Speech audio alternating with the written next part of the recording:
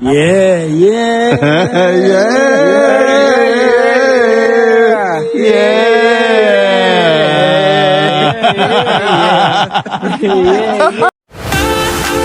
Yan! Woohoo! Ang Biscuit Basin na sumabog na geyser noong July. So Canada immigration o Canada border po tayo, mga Indian. So yos!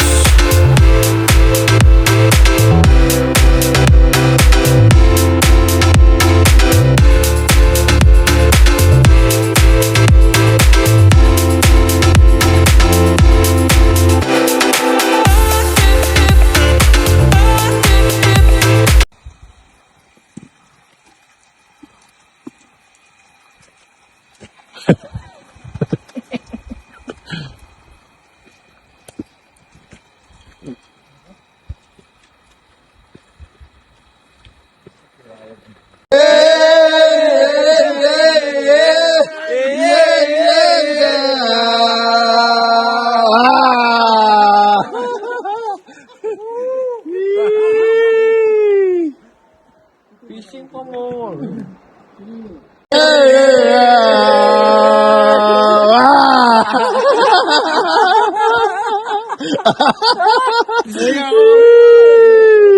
Gusto ko.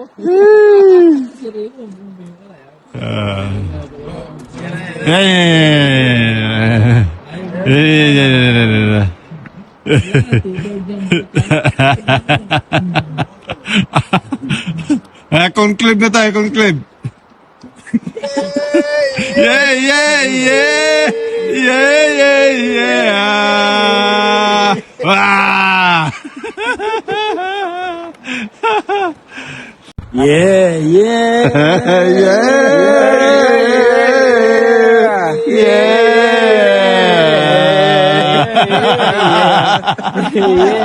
The next day. Angel, alis na kami. So tapos na naman at babalik na naman tayo sa dati. Okay mga Angel, oh. Yan mga kasama namin, oh. Ang ganda dito mga Angel. Huh?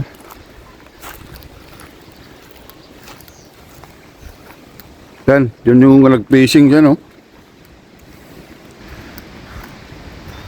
Yan, dyan kami nag-fishing nung kaso walang nahuli. Yan mga Angel, oh. Mga dinosaur ba? Mga ano. Ayan, halika tayo.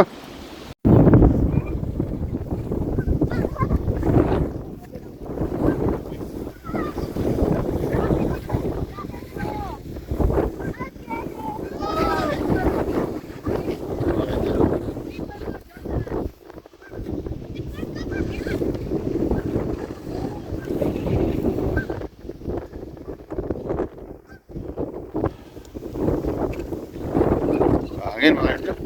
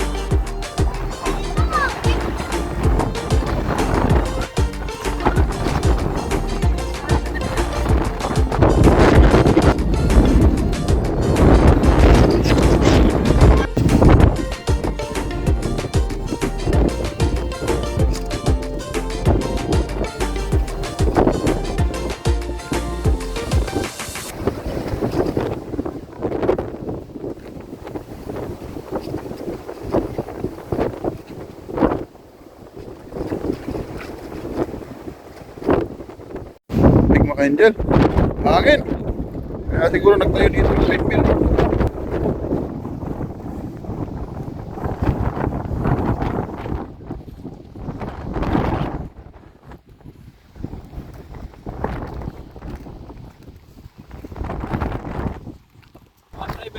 Tingin tayo mga ka-angel. O, ayan o.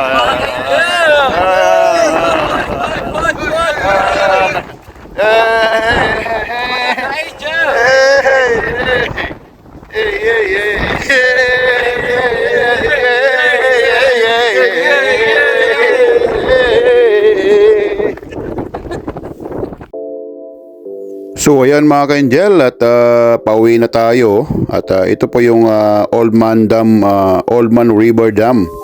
So dito po sa southern po ng Alberta at malapit po ito sa Lethbridge City mga ka-angel at Pincher Creek, Alberta. Pag napapansin nyo mga ka-angel at maraming mga windmill dahil po sa lugar na ito ay malakas po yung hangin. So in that case po very visible po ang windmill dito para makapag-create po ng renewable energy. So ito mga ka-angel at yan makikita nyo pa rin yung napakaraming mga windmill dyan sa background at yung mga Rocky Mountains mga ka-angel. So yan po yung Waterton area ng Alberta pa rin at katabi na rin po niyan yung state po ng Montana sa USA. So dugtong po kasi yan mga ka-angel yung Rocky Mountains from British Columbia, Alberta all the way po yan sa USA, all the way po yan sa Wyoming, doon sa New Mexico mga ka-angel. So dadaan po yan ng Idaho, ng Montana, ng Wyoming, yung Rocky Mountains. So ayan mga ka-angel at ganda ng view. Yung talagang may mga snow pa doon sa background ng bundok. So at pauwi na tayo dahil may mga pasok na po bukas yung mga kasama natin. At dadaan po tayo dito mga ka-angel yung tinatawag nilang parang Little Switzerland ng Alberta. Kasi po yung landscape parang mala Switzerland po yung pagka greenery, yung mga grass o yung mga hills like that na green. So ito mga ka-angel at ito may pulis mga ka-angel, may nahuli. So usually po kasi after ayan mga ka-angel So ingat po tayo sa pagdadrive mga ka-angel kasi napansin ko dito sa Canada pagka po after na po ng holiday yung uwian na po ng mga tao na pabalik na po sa kanilang mga city o mga lugar ay marami pong nakadeploy na mga pulis o mga sheriff, mga peace officer dahil po alam nila ng mga lahat yung iba nag-overspeed na para makauwi ng maaga. So ingat po tayo mga ka-angel at di po mahirap ang ma-pull over, matitiketan na tapos may demerit pa. Yan mga ka-angel ang ganda ng view talaga Yan po yung mga ka-angel sa may bandang British Columbia na yata to. Yung papuntang sa other way po na papuntang Radium. So ito mga ka-angel at nasa Cowboy Trail tayo o sa Alberta Highway 22 na tinatawag nila na isang alternate road dito sa McLeod Trail Freeway. So ito mga ka-angel ay pwedeng shortcut po ito pagka papunta po kayo ng southern po ng Alberta na papunta po ng British Columbia all the way po sa US border. So kita nyo naman mga ka-angel ang ganda ng view. Talagang napakaganda po dito sa Alberta mga ka-angel pagka po ganito na spring and then sa summer. Napakaganda po mga ka-angel. So ayan mga ka-angel at nag-enjoy ito naman tayo. Yan po yung unang camping natin dito sa taon na ito sa 2025 with the friends at masaya dahil of course banding na naman at may mga friends tayong naidagdag. So marami tayo at hopefully in the coming months o weeks ay makapag-camping pa ulit kami sa ibang lugar naman. So explore natin yung mga parang northern part po ng Calgary naman para ma-check natin yung mga ibang campsite. Gusto namin mag-camping dito sa mga Rocky Mountains, sa mga bundok, kaso may mga kids may mga bear po kasi mga ka-angel, mga grizzly bear ganyan na Usually sa mga bundok doon sila naninirahan, so medyo delikado, but titingnan natin yung medyo safe na lugar para at least may view, may experience din natin yung mga mag-camping sa mga Rocky Mountain. So ayan mga ka-angel, at tuloy-tuloy lang po tayo at dire-diretso po tayo mga ka-angel hanggang sa Longview. Isa po yan sa mga kumbaga entry point or yung parang gateway to the Kananaskis na tinatawag nila. Ayan mga ka-angel, ipa-upload nyo na po yung pinagshootingan ni Superman dati. Dito yung Highwood River Bridge dito sa Longview, Alberta. Diyan po nag-shooting si Clark Kent o si Christopher Reeves ng Superman 3 mga ka-angel. Ayan.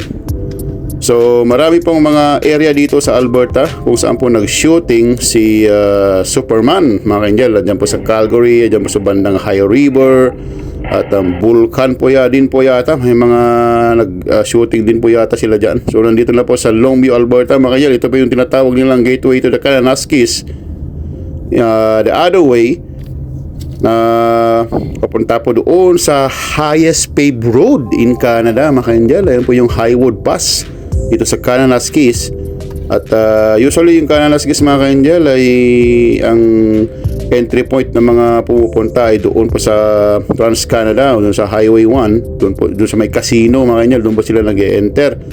Dito po ay pwede po kayong dumaan dito pag nakatira po kayo sa south, dito sa Longview, dito sa banda mga ka-angel. Magkakaliwa kayo dyan sa magle-left turn kayo after the downtown area. May nakalagay dyan na to Kananaskis, so dyan po kayo mag-enter. At napakaganda po mga ka-angel, kasi po yung lugar na yan, may segment from dito po sa area dito sa Longview ay sinasara po during the winter dahil po yung avalanche. Kasi po yung mga bundok doon katabiran po ng highway, so po delikado po siya. So sinasara po nila yan during the winter at binubuksan po yata nila during the summer na mga ka-angel. And then pagka pa-winter na rin po, doon nila sinasara na rin. So napakaganda mga ka-angel. Explore view yan, na-picture ko na po yan sa video natin. At napakaganda. Mala Jasper, mala bump din po yung Kananaskis area dito sa pagka po mag-start po kayo dito sa Longview. So nandito na po tayo sa Diamond Valley mga ka-angel. Alam niyo mga ka-angel, yung Diamond Valley ay dalawa pong town na pinagsama dahil close to each other para mas malaki po yung economy. So dati po itong Black Diamond at saka Turner Valley. So pinagsama po at nanalo po yung plebiscite ng yes, kaya nagsama na po sila mga ka-angel. So dito na po tayo mga ka-angel sa Diamond Valley. Magla-lunch po tayo dito with the friends at after that uwi na po tayo. So thank you very much po sa panonood mga ka-angel, at I really appreciate sa mga nanonood at nag-subscribe po sa akin. Hayaan niyo po at pagagandahin at mag-picture po tayo ng iba't ibang lugar dito sa Canada, outside Canada, all over the world mga ka-angel. May God bless you always po, at sana po mag-subscribe ko kayo at para magkita-kita tayo ulit sa sunod ng mga video mga ka-angel. God bless you always. Thank you very much. Nandito tayo ngayon sa Diamond Valley. Pray hard, it works. Ito po yung lingkod yung katropa at kalakwatsa, Kuya JJ. Hanggang sa mulit, may God bless you always mga ka-angel.